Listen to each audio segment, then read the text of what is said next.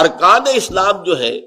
ان میں پہلا رکن تو آپ کو معلوم ہے کلمہ شہادت ہے، وہ تو آ گیا یا ایھا الذین آمنوا سے خطاب ہو رہا ہے، کلمہ شہادت انہوں نے ادا کیا ہے لا محالہ،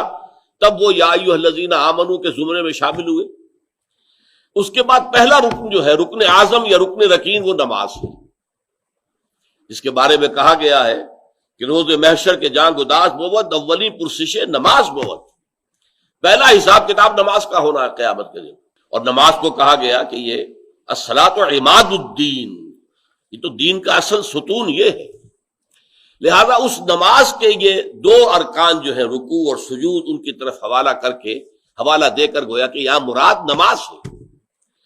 اور نماز جو ہے ان چار عبادات میں سے ایک ہے جو بندہ مومن پر فرض ہے، نماز، روزہ، حج اور زکوٰۃ۔ ان میں سے دو وہ ہیں کہ جو ہر مومن پر فرض ہیں، چاہے وہ غریب ہو، امیر ہو، کسے باشد، نماز اور روزہ۔ ہاں زکوٰۃ ظاہر بات ہے جس کے پاس مال ہے، صاحب نصاب ہے، صرف اس پر فرض ہوگی۔ اسی طرح حج بھی جو صاحب استطاعت ہے، من استطاع الیہ سبیلا، جس کے اندر مالی طور پر استطاعت موجود ہے کہ وہ لمبا سفر کر سکے، اور اپنے جو پیچھے گھر والے ہیں ان کے لیے بھی اتنے عرصے کا لیے کھانے پینے کا معاملہ چھوڑ کر جا رہا ہو، تو یہ سب کچھ جو کر سکتا ہو اس پر فرض ہوگا، ورنہ فرض نہیں ہے۔ تو یہاں اصل میں جو ایک ارکان اسلام میں سے جو چار عبادات ہیں ان میں سے ایک کو لے لیا جو رکن رکین ہے، جو عباد الدین ہے، اور اس کے دو ارکان خاص طور پر جو ہے رکوع اور سجود سے مراد یہاں گویا کہ اشارہ ہو رہا ہے ارکان اسلام کی طرف، اور یہ بات کھل جائے گی اگلی آیت کے آخر میں جا کر۔ اب اس کے بعد فرمایا وَاعْبُدُوا رَبَّكُمْ، اپنے رب کی بندگی کرو، پرستش کرو، یعنی نماز، روزہ، حج، زکوٰۃ یہ تو چند معین اعمال ہیں۔ آپ اگر 5 وقتہ نماز پڑھتے ہیں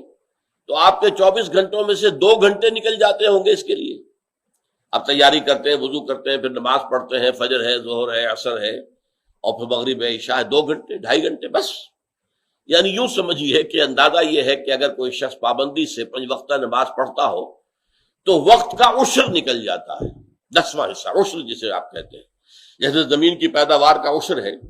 اسی طریقے سے ہمارے اوقات کا عشر نکل گیا۔ 24 گھنٹے میں سے اگر 2.5 گھنٹے کے لگ بھگ اس کام کے اندر لگ گئے تو گویا کہ عشر نکل گیا۔ باقی زندگی جو ہے 9 حصے جو اور باقی رہ گئے وہ کہاں جائیں گے؟ وہاں ہے عبادت۔ عبادت کے معنی کہ بندگی اور پرستش، ہر کام میں اللہ کے حکم کو سامنے رکھنا۔ کاروبار کر رہے ہو تو اللہ کی بندگی کے ساتھ کرو، جو چیز حرام کر دی گئی ہے اس کی طرف رخ نہ کرو، کوئی سودی لین دین نہ ہو، کوئی بیع فاسد نہ ہو، کوئی جھوٹ نہ بولا جا رہا ہو، کوئی دھوکہ نہ دیا جا رہا ہو۔ کسی شے میں اگر نقص ہے تو خریدار کو بتاؤ پہلے کہ اس میں یہ نقص ہے، اگر نہیں بتاؤ گے تو تمہاری وہ کمائی حرام ہو جائے گی۔ تو یہاں پر بھی بندہ مومن جو ہے وہ عبد ہے، غلام ہے اللہ کا، یعنی ہر جگہ پر، ہر میدان میں، گھر میں ہو، بیوی بچوں کے ساتھ ہو، وہاں بھی دیکھو اللہ کا حکم کیا ہے، اللہ کیا چاہتا ہے۔ اپنی پسند و ناپسند سے آگے اللہ کی پسند و ناپسند کو رکھو، جیسے کہ حدیث میں آتا ہے من احب للہ واعطى للہ ومنع للہ فقد استکمل الایمان، جس نے کسی سے محبت کی تو اللہ کے لیے کی، اور کسی سے کوئی دشمنی اور بغض رکھا تو اللہ کے لیے رکھا، اپنے ذاتی نفسانیت کی بنیاد پر نہیں، اس نے میرے ساتھ یہ کیا تھا اس لیے میں دشمن نہیں، بھئی یہ اللہ کا دشمن ہے، اللہ کے دین کا مخالف ہے اس لیے میں اس کا دشمن ہوں، میری کوئی ذاتی دشمنی اس سے نہیں ہے۔ اللہ کے لیے دوستی، اللہ کے لیے دشمنی۔ اگر بھائی ہے اللہ کے دین کا مخالف ہے تو اس سے دشمنی ہو جائے گی، اس سے اپنا بھائی چارہ نہیں رہے گا۔ اسی طریقے سے من اعطى للہ ومنع للہ، جس نے کسی کو کچھ دیا تو اللہ کے لیے دیا کہ اللہ کا حکم ہے کہ اس کو دینا ہے، اور روکا تو اللہ کے لیے روکا کہ اللہ تعالیٰ کو پسند نہیں ہے کہ اس کو یہ شے دی جائے۔ فقد استکمل الایمان، تو جو شخص یہ 4 تقاضے پورے کر دے، من احب للہ وابغض للہ واعطى للہ ومنع للہ فقد استکمل الایمان، تو اس نے گویا کہ ایمان کی تکمیل کر لی۔ یہ ہے اصل میں عبادت، ہمہ تن ہمہ وقت اللہ کی بندگی۔ بندگی، یہ بندگی صحیح لفظ ہے اس کے لیے، بندہ، غلام۔ غلام کا کام ہے آقا کا ہر دم، ہر آن، ہر وقت، ہر لحظہ جو حکم دے بجا لائے، ورنہ وہ غلام نہیں ہے۔